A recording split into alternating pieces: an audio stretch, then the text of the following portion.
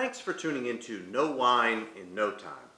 I'm your host Dave, and today I have the pleasure of presenting to you a nearly extinct grape called Sumoll.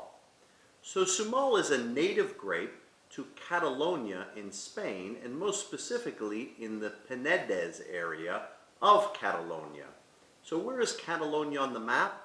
It is in the shadow of the Pyrenees to the west, but in the eastern part of Spain.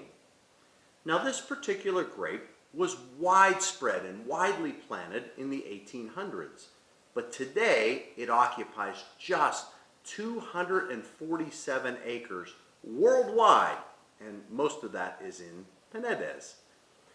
A lot of people wonder why this grape has gone on such a journey to be dominant in that area and now almost extinct.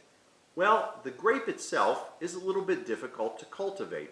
And one of the things that really kind of pushed it out the door was in 1986, when Spain joined the European Union, there became a focus of less on traditional native varietals and more a push towards international varietals because they thought that they would be more marketable. Well, in comes a vintner by the name of Montruby, and that's spelled R-U-B-I. And Montruby comes in because they have a passion for tradition, and they want to cultivate what has made Penedès and also Catalonia famous for all these many years. So they push to reinstate this difficult grape called Sumoll.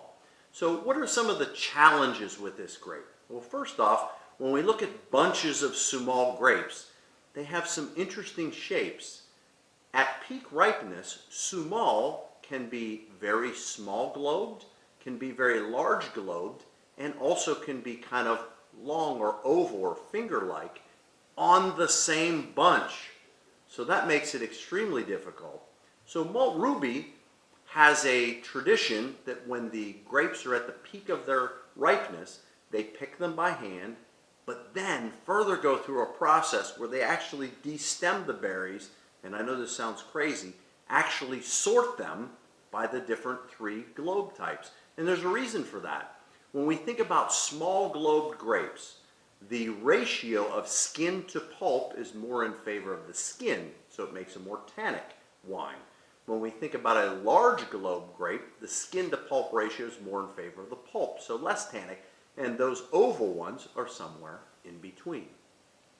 So Montruby embraces this challenge. Also, this grape has an altitude challenge, and Montruby has them placed precisely at between 1,600 feet in elevation and 2,400 feet in elevation, in a stripe of land that has limestone and clay, which this grape likes.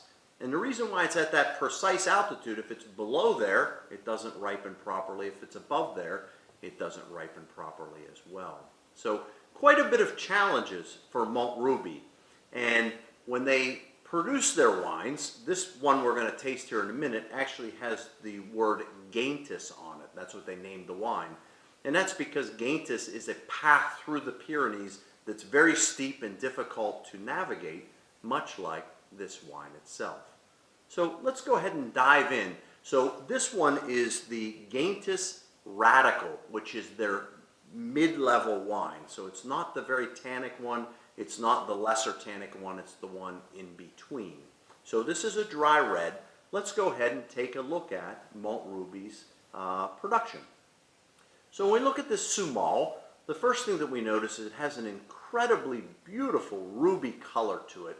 It's slightly transparent, so you can see through it, but it just has an incredible glow in the glass. And when we swirl to liberate the aromas, what comes leaping out of the glass really is a potpourri of dark cherry, a little bit of balsamic, some rose petal, and then we start to get some spiciness, things like licorice and fennel, and even a little bit of thyme. So let's go ahead and give it a sip and see how it presents itself on the palate.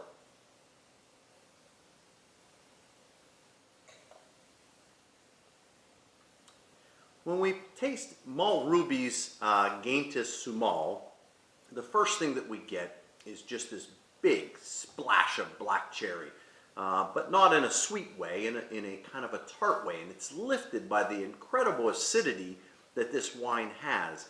And as it starts to elevate on the palate and we taste that acidity, feel that acidity, all of those spices start to come through.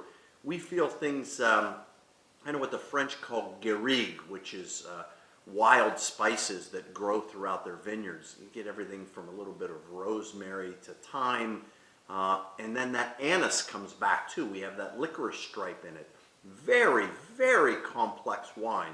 So this is going to be a challenge to my No Wine and No Time friends. I would, put in your search engine, look for Mont Ruby, and it's R-U-B-I, and try to find one of their single varietal Sumolls. It may be difficult for you to find. Remember, only 247 acres anywhere in the world, but these guys have a pretty good distribution network. I think you should try this wine, seek it out. I think you'll be so happy you did. It really is complex and just a gorgeous wine. This one's a 2016 vintage, but this is a wine that can age for quite a bit of time. So I'm going to enjoy a little bit more of this Sumoll. I ask that you come back next time, because soon you'll know wine in no time.